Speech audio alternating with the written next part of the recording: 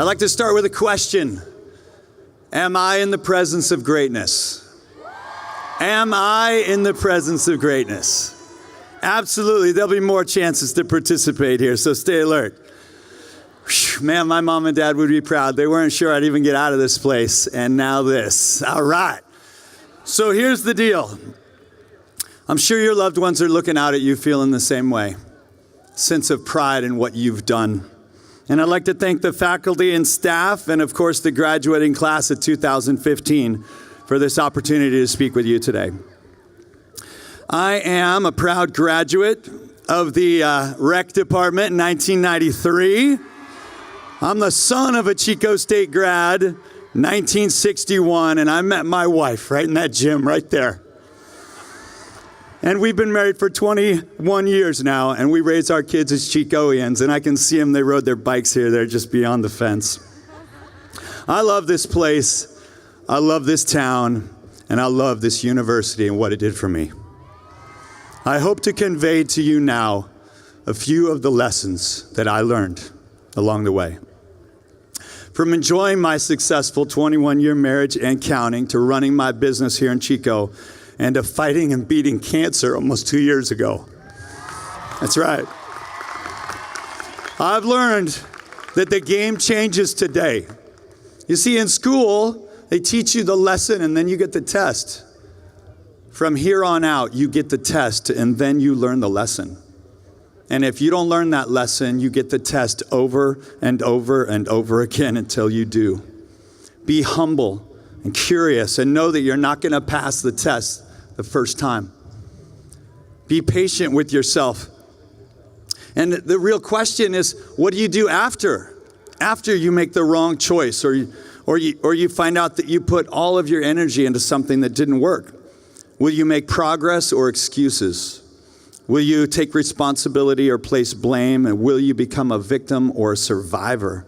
Or will you bring less of you or more of you to the next test? Raise your hand right now if you have a little voice that talks to you. Yeah, some of you have your hand up. Some of you are sitting there right now going, what little voice? What's he talking about? I don't think I have one of those. That's the voice that I'm talking about. I'll give you time to process that. Now that voice, its job is to protect you, to guide you, to make it through the day without humiliation or injury. But that voice can also show you the path of least resistance, convince you to take it, and then try to justify that was the right choice, even though the guilt is overcoming. Or that voice can lead you to days like today, when you overcome. Remember when you walked into your kindergarten class, first grade class, you had your hand up high like this? You remember this feeling right here? You remember that? Your hand fell asleep and you'd switch hands. Remember when you figured out this leverage move on the table? That was you playing full out. And right or wrong in first grade, when you get it wrong, your friends look at you like, good try, I think you were close. But in the third grade, someone laughed at you and said, are you stupid? That's not right. 2 times 2 is not 5. We start holding back more and more, and we lower our hand until we end up a senior in high school, sitting in the back, maybe whispering our hopes and dreams to a friend, if at all. I heard that 7,000 high school students a day drop out just in the United States. 7,000 dreams. What happened to them? What happened to their little voice? Today, you have separated yourself from that majority and answered the call to greatness. You put your voice of security and safety in the back seat. Life's endless possibilities called to you and you answered. To grow, to stretch, and to succeed, to be here.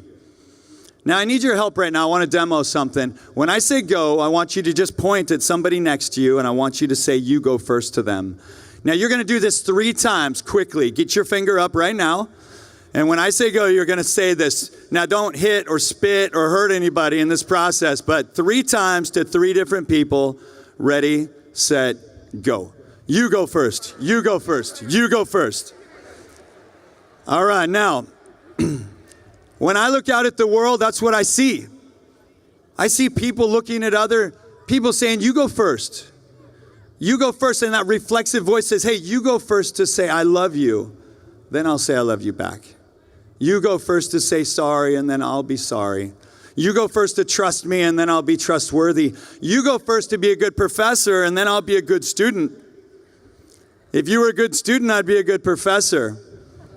And now you'll say to your boss, hey, you go first to pay me more, I'll work harder. And they're looking at you saying, you go first to work harder and I'll pay you more. You're the one now that should be willing to go first. Take the courage. Now, to gain it all, you must be willing to risk it all, to put your hand up high. To have your heart broken fully, you have to risk it fully. To trust fully, you must risk having your trust completely broken. Many of these people around you have gone first to see in you that you could get this done, that you could graduate. And I challenge you today to go first, to say you're sorry if needed, to say I love you if it hasn't been said, and to thank them for the support that they've given you. Now, the great leaders we all know, we have Gandhi, Mother Teresa, Martin Luther King.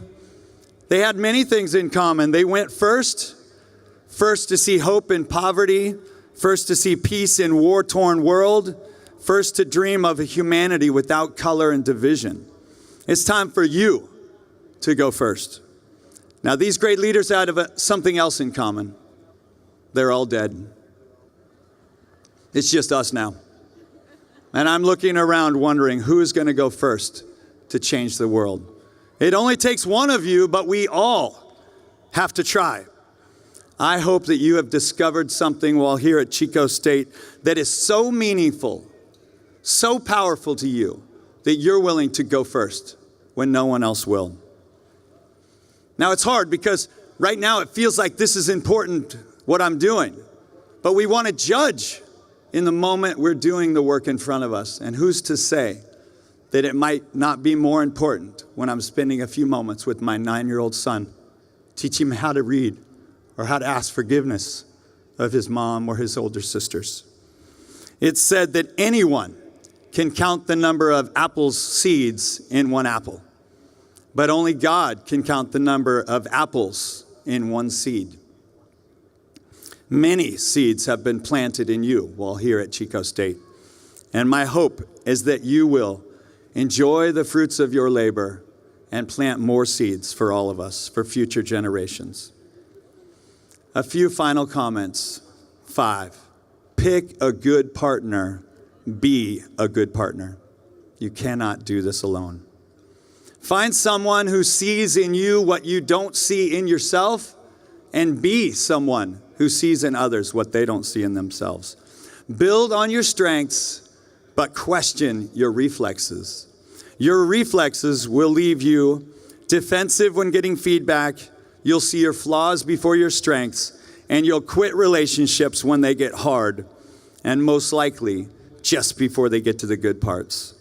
Deep love and deep commitment can only be reached after working and struggling together. Put in the work. Never sacrifice what you want most for what you want in the moment, because the moment will pass, and what you wanted most will elude you like a butterfly in the wind. And finally, be ready to work harder than you've ever worked before, be more scared than you can imagine, and be more proud about what you can accomplish when you lead with your heart and you trust yourself more than your mind tells you not to. And finally, my answer, I most definitely am in the presence of greatness. Thank you and congratulations.